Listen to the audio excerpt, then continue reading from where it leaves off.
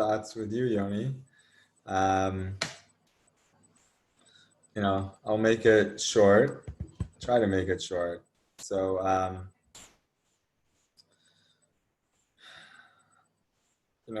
I think it's very difficult to mourn the loss of the Beit HaMikdash. We've never seen it. We don't know what we're missing. It's it's like very very abstract, and it's difficult to understand. But the truth is that even in the halakha, the Mishnah Berurah says clearly, why are we fasting? Because we're not fasting out of avelut. The fasting is not mourning.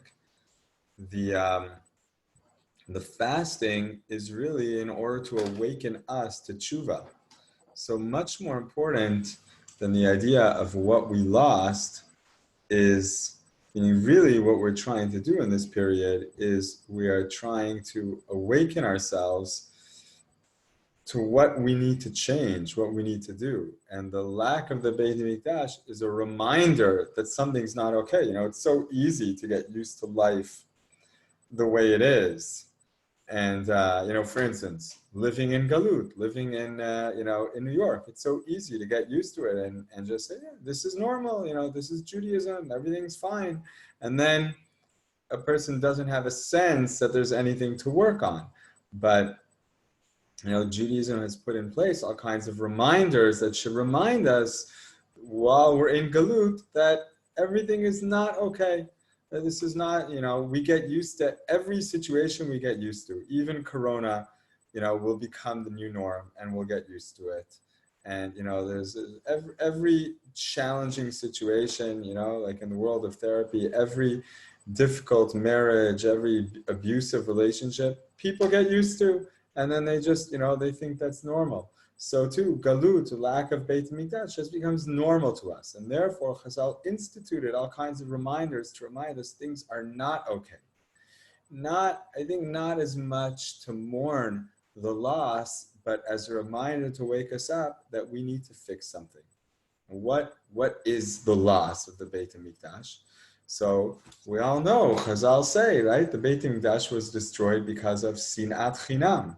So, I think the greatest way to connect to the loss of the Beit HaMikdash, meaning the Beit HaMikdash is missing in order to remind us that something is missing in our sense of Ahavat Chinam, in our sense of connection to Am Yisrael. That's why we don't have a Beit HaMikdash, right? Hashem took away the Beit HaMikdash in order to wake us up. So it's not so much that the Beit HaMikdash is missing, it's something much more fundamental was missing, right? Am Yisrael was broken. Beautiful, beautiful word from the Arizal that I love. Chazal say, the halacha says that we continue mourning on Yud B'Av, on the 10th of Av. And Chazal explain why, because they say, really, the Beit HaMikdash was primarily burning on the 10th of Av. It started burning on the 9th of Av in the evening, in the afternoon towards the evening, and then it burned throughout Yud B'Av. So why is Tisha B'Av the day of mourning? If really the Beit HaMikdash burned on Yud B'Av. And not only that, the Arizal asks, in fact, we see that the halacha says that from midday on Tisha B'Av, we lessen the mourning, right? From midday on, we can already get up off the ground. We can sit on normal chairs. The mourning becomes less from midday on. We put our tefillin on in the afternoon. So why does it become less? The Arizal says, after all, the Beit HaMikdash only started burning in the afternoon. The mourning should become greater in the afternoon. He says, no, you don't understand. Really, Am Yisrael was supposed to be destroyed, not the Beit HaMikdash. The Beit HaMikdash didn't sin. Am Yisrael sinned. Am Yisrael had a problem. In Beit Rishon, Am Yisrael was was doing avodah zara and shvichut damim and gilui arayot. In Bayit Sheni, Am Yisrael was the one doing sinat chinam, right? Am Yisrael had the problem. Really, Hashem should have taken out his wrath on Am Yisrael, and Am Yisrael should have been destroyed. Hashem did a great chesed with us. And just when we thought that Am Yisrael was going to be destroyed, after all, the Romans came not to destroy the Beit HaMikdash, they came to kill us, right? They were burning and raping and pillaging, and on top of that, they also destroyed the Beit HaMikdash. So on Tisha B'Av, Am Yisrael was being killed and massacred and destroyed, and the city was being burned.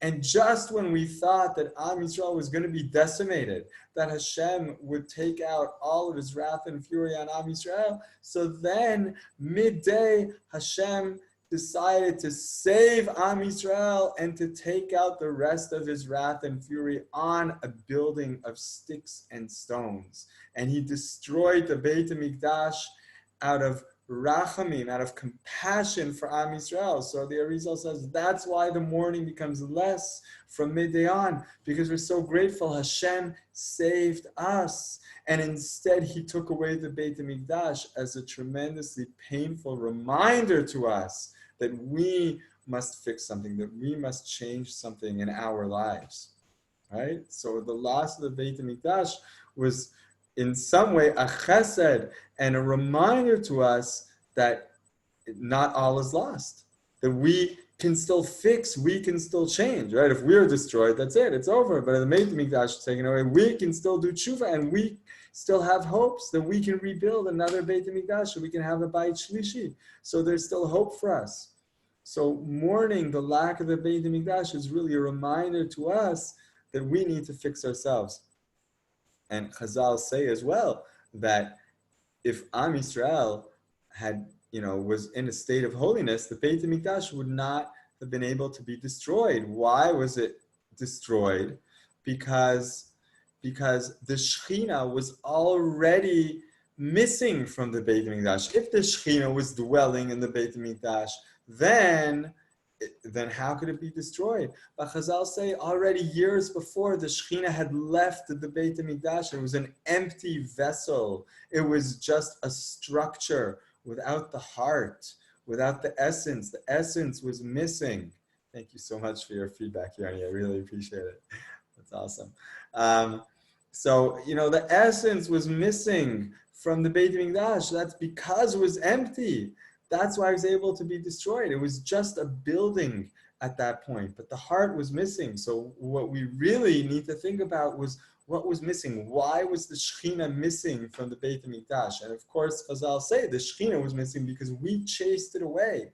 We, Am Yisrael, we chased away the Shekhinah because of our own egocentrism and selfishness and lack of ability to see and care for the other, right? The stories Chazal tell of what led up to the destruction are, terrible. That Am Yisrael and Yerushalayim really had enough that they could survive a siege for like 24 years and they were strong enough and they had everything they needed. But the infighting, because of the political infighting of, the right-wing zealots that said we have to fight, nationalism, we have to fight the Romans, and, the more left-wing pacifist rabbinic view of, let's make peace and save the Torah.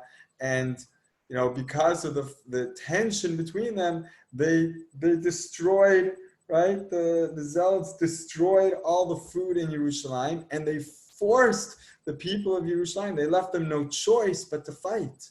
And because of that, we had, the siege was successful, and the Romans, we were drawn into war, and that's what led ultimately to destruction. But we could have survived it. We could have made it through this. But because we were fighting with each other, and that's the most obvious example of sinat chinam, because there was hatred between the different political views and the different religious views. Because of that hatred, and of course the story of Kamsa bar Kamsa, right?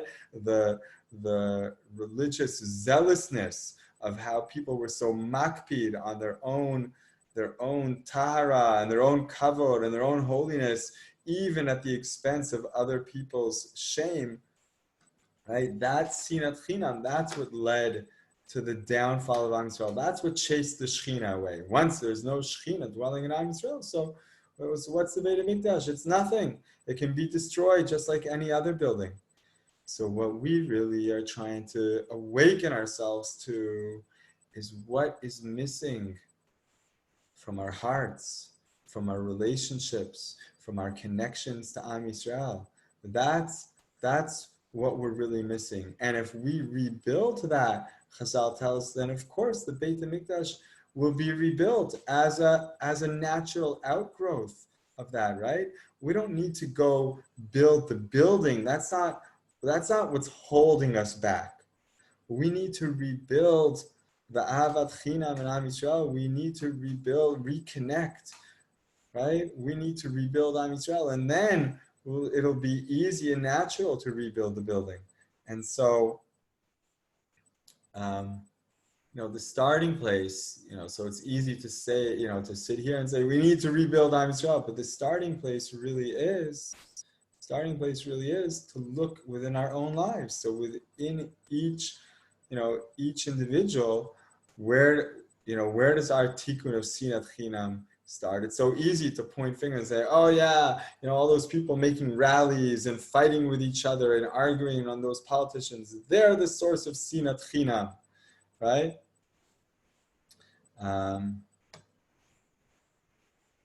It's an excellent question. I'll try to answer that in a moment. Let me just finish this point that, right, so easy to look and say, oh yeah, sinat chinam in the nation. But really the starting place is within our own lives, right? And that's, like I said, the Mishnah Berurah says very clearly, why do we fast? In order to awaken ourselves, to do tshuva, to take stock. What can I fix? And we need to look at what are the relationships that we need to fix in our lives. And I think even on a larger scale, all of Corona is forcing us to be home with our families and forcing us, into a situation where we, are forced to face the challenges of these relationships and hopefully, push us to re-examine and work on our core relationships. Why are the keynote about the destruction? So that's a good question. I think there's two sides to it. One side is, I think by imagining the destruction and crying over it, it wakes us up in general to the feeling of loss and brokenness. And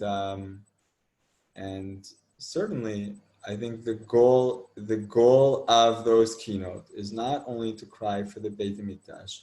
The goal of those keynote is to when we feel how painful it is that the Beit HaMikdash was destroyed, that the 10 Harugei Malchut were killed, that all the Chacham in the generation were killed, that what was going on, the lack of morality, and that Nevi'im were killed in the Beit HaMikdash, and that we're lacking the Shechina, the keynote about how there's no Shechina in the Beit HaMikdash and we're lacking the Shechina. All these things are supposed to wake us up to look at ourselves and say, why did all these bad things happen? Why are we lacking the Shechina? Why is the Beit HaMikdash destroyed? Why were so many thousands of people killed? Why were we sent out to Galut? Because we need to fix something in ourselves. Right? And I think that there are keynotes also that point towards doing tshuva. And certainly Chazal focus us on that idea that that we need to fix the sinat chinam and the other list of things that they say were wrong in that period of the Beit HaMikdash.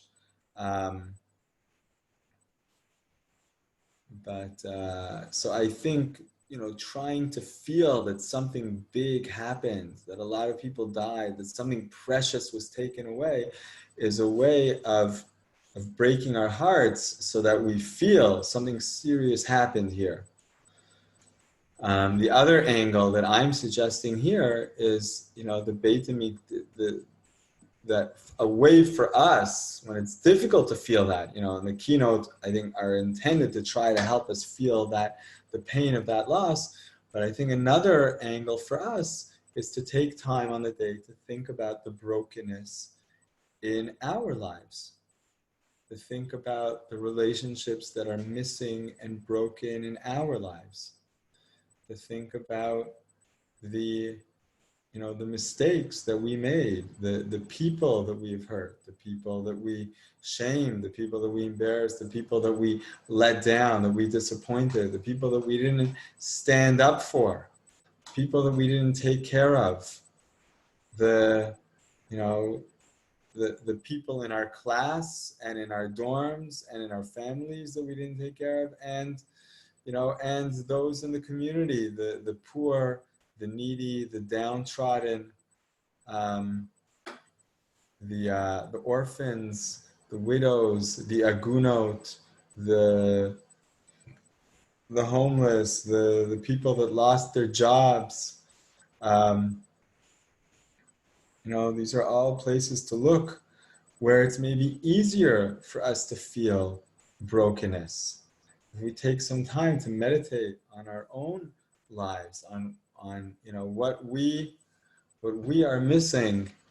So that's a pain that we can actually feel, and we should understand that pain is a direct connection to the loss of the Beit HaMikdash, right? Because if we could say it in a few directions. If we could fix those relationships, then we could have a Beit HaMikdash and we wouldn't be mourning anymore, right?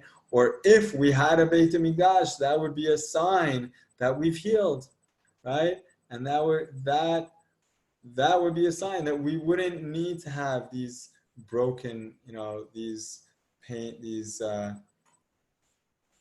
this brokenness in our lives. Wow. Very interesting. So yeah, just like they made Keynote for Lahavdil, but Keynote for the Holocaust, because it's not just the loss of the Beit HaMikdash, but every destruction since then. And of course, in the Keynote, there's already Keynote about the Crusades and about the burning of the Talmud in France, and about different expulsions. Because we understand that every destruction we're going through is another reminder that we have not yet done tshuva, that we have not yet fixed Am Yisrael, we have not yet fixed our relationships. And so let's go right to the core and imagine what is it that's broken. If you can focus, I'll just share a little short guided imagery. If you can close your eyes and imagine one of your favorite places. Imagine maybe your bedroom, or favorite vacation place, one of the places you really love going, and remember how you felt there. Remember how relaxed or how at home, how pleasant it feels there. It just feels great to be there, right? And then, this is a little bit painful, a little bit difficult, but imagine in your mind that image getting burned, that place being destroyed. And that beautiful, wonderful feeling that you had a moment ago of feeling, safe and pleasant and wonderful and happy in that beautiful place. Imagine it's now lost. You don't have that anymore. Right? So this is again another way of connecting to what does it mean to lose the Beit HaMikdash? right? So if we have a place in our lives that makes us feel good and connected, maybe I should have added in something spiritual, a place that helps us feel connected to Hashem, a place that helps us feel connected to our family, to our community, to Am Yisrael, right? You could add that in, right? And then it's destroyed, it's lost. We don't have that, right? So it's not just the place that's lost, it's the feeling of connection, the feeling of safety, of warmth, of happiness, right? All of that is lost. So, maybe this is a way of feeling a little bit, right, that we have lost something, and hopefully this can be an inspiration, a wake up to us to think about what is it that we want to work on, what is it that we want to fix, during these 2 more weeks leading up to Tisha B'Av. What is it that we want to heal in our lives, in our relationships, right? It might not be such a direct thing that we can work on building the Beit HaMikdash, but we can work on doing tshuva. We can work on healing the sinat chinam, and that is a place to, that's something for us to consider, to turn to think about what is it that we can fix and heal in our lives. And if each one of us takes that on, then as a nation, when each one of us has done what we can to fix our relationships and to connect with our families and connect with our communities and connect with Am Yisrael and heal the rifts and the sinat chinam in Am Yisrael, then the Beit HaMikdash will be a natural outgrowth.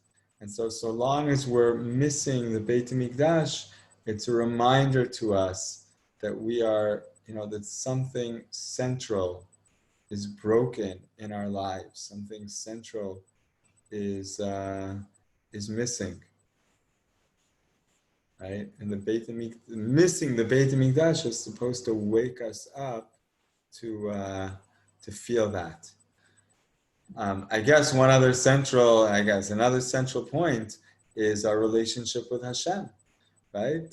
Chazal say that now that we don't have a Beit HaMikdash, there's like an iron barrier between us and HaKadosh Baruch Hu, and even our tefillot can't go up to Shemayim only if we cry and we shed tears to our tefillot breakthrough. But we used to have a more direct connection. We used to feel more connected to Hashem. We used to feel Hashem in our lives, and we used to feel that we could speak to Hashem. We used to feel the connection. And again, that it's not because we don't have a Beit HaMikdash that we don't have that, but because we broke that connection to Hashem. So Hashem said, so what's the point of having a Beit HaMikdash? You have a Beit HaMikdash, you imagine that connection's there, and it's not, it's false. It's an empty vessel. So since you broke the connection with Hashem, Hashem removes the Beit HaMikdash, and once again, the fact that we don't have a Beit HaMikdash is a reminder, is a sign to us that we have distanced ourselves from Hashem. Okay, and this is of course another place that we can try to heal what's broken, right? Why do we feel so far from Hashem? How do we break through that barrier? Right? Can we connect to that deep place in our heart, the place of tears that that pushes us, forces us to break through to feeling a connection with Hashem? Can we do a little more hitbodedut? Can we be a little more sincere in our tefillot and in our brachot? Can we speak to Hashem from our heart and feel that connection with Hashem and try to hear Hashem speaking to us? Okay, so I think these are the main places that the Beit HaMikdash reminds us that something major is lacking. Something major is lacking in our connection to Hashem. Something major is lacking in our connection to one another. And if we can notice that in our lives, then we can feel a little bit what this means, that the Beit HaMikdash is missing. So if you have any other questions, but maybe we'll keep it short here. And so I'll bless you and I and all of us that we should. And thank you so much for coming, Yoni. It's great being able to learn with you a little bit. So if we can all, find some time and space in our hearts to connect to, what's missing in our relationship with Hashem and what's missing in our relationship with other people, then we can work on fixing it during these weeks. By the way, it's a beautiful idea. We know, these 3 weeks we lessen our simcha, especially from Rosh Chodesh Av, we lessen our simcha. However, the poskim, the Sifrei Chasidut, and even the poskim say we lessen our regular simcha, but we do not lessen our simcha of mitzvah. And certainly this is a time to increase our simcha in Limud Torah and increase our simcha in tefillah. Right? We're not supposed to be depressed. We're supposed to feel there's something missing that pushes us, but we should increase our joy in learning, increase our joy in mitzvot, increase our joy in chesed, increase our joy in tefillah and connecting to Hashem. This should be a time of very inspired, high, and joyous connection to Hashem and to other Jews. Okay, and not a time of depression, a time of lessening our general simcha so that we kind of refocus on what's important and increase our simcha shel mitzvah. So we should all be zocheh to do that. And I look forward to celebrating with you. Yoni, if you're looking for more Torah, by the way, I will try to send you a link of a shiur going on that sounds really interesting to me, starting in about half an hour. Okay? Great. All the best. Bye-bye.